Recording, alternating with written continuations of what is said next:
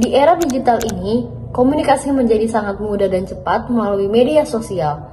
Semua orang bebas menyampaikan pendapat dan berbagi informasi.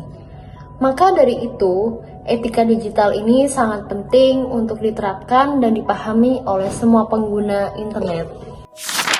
Sebenarnya, prinsip-prinsip etika sudah ada sejak zaman kuno, dari filsuf Socrates dan Plato. Tetapi, pada abad ke-20, dengan kemunculan internet, diberlakukanlah etika digital karena merebaknya masalah privasi dan keamanan informasi. Lalu setelah itu, etika digital berkembang untuk mengatasi isu lainnya, seperti cyberbullying, hoax, dan pornografi. Sebenarnya etika digital itu apa sih? Etika digital merupakan kemampuan individu untuk sadar, bijak, dan bertanggung jawab dalam menggunakan media digital. Simpelnya gini, ada 4 prinsip yang bisa kalian lakukan sebagai netizen. Poin pertama adalah kesadaran. Berarti kita tahu bahwa setiap tindakan di media digital memiliki tujuan dan dampak. Contohnya komentar. Kadang banyak orang tidak sadar bahwa komentar kita itu bisa menyinggung orang. Poin kedua yaitu integritas atau kejujuran. Misalnya seperti tidak menyebarkan informasi palsu, tidak melakukan plagiarisme, dan selalu mencantumkan sumber. Poin ketiga yaitu tanggung jawab. Tidak hanya bisa menggunakan teknologi, tetapi juga bertanggung jawab atas apa yang kita unggah dan bagikan. Dan yang terakhir adalah kebajikan, yaitu menggunakan media digital untuk hal yang bermanfaat, berkemanusiaan, dan membawa dampak positif. Jangan sebar video yang menjadi isu sensitif bagi orang lain. Penerapan etika digital sangat penting untuk menciptakan lingkungan komunikasi yang sehat dan mencegah terjadinya konflik di dunia maya. Jadi, jangan sembarangan lagi, karena semua yang kita lakukan di media digital sudah diatur di UU ITE.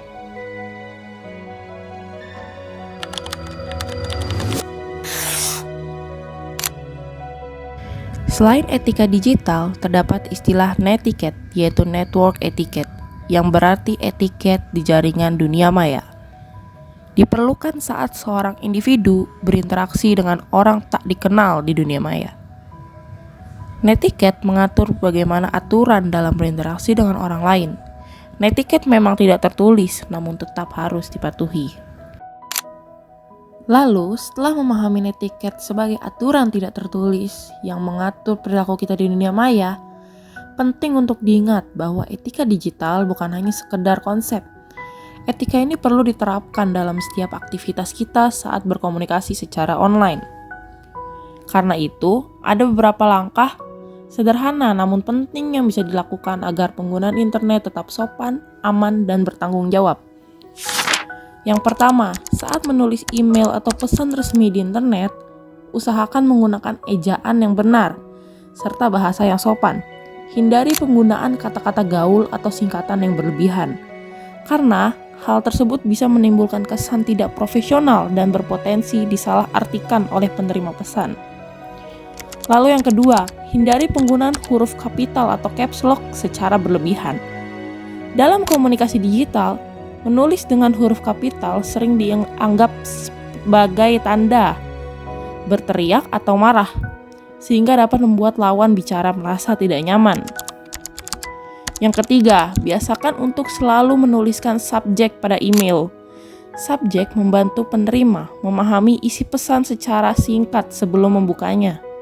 Tanpa subjek yang jelas, penerima bisa merasa bingung atau bahkan mengabaikan email tersebut.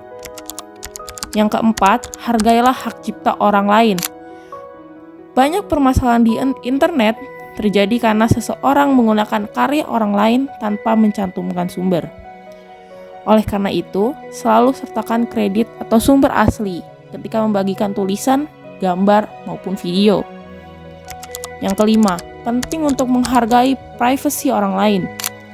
Jangan sembarang merekam atau memotret seseorang, apalagi mengunggahnya ke media sosial tanpa izin. Tindakan tersebut dapat merugikan orang lain dan melanggar etika, bahkan hukum. Lalu yang terakhir, jaga tutur kata saat berinteraksi di dunia maya. Hindari berbicara kasar, jorok, atau menggunakan kata-kata vulgar. Hal ini perlu benar-benar diperhatikan karena saat ini masih banyak pengguna media sosial yang kurang menjaga etika dalam berkomunikasi. Jejak digital akan selalu melekat pada setiap individu baik kita sadari maupun tidak. Apa yang kita lakukan di media digital bisa berdampak luas, termasuk menimbulkan sanksi sosial hingga hukum. Karena itu penting bagi kita untuk bijak dan bertanggung jawab menggunakan media digital. Maka dari itu, jagalah jejak Digital. Kalian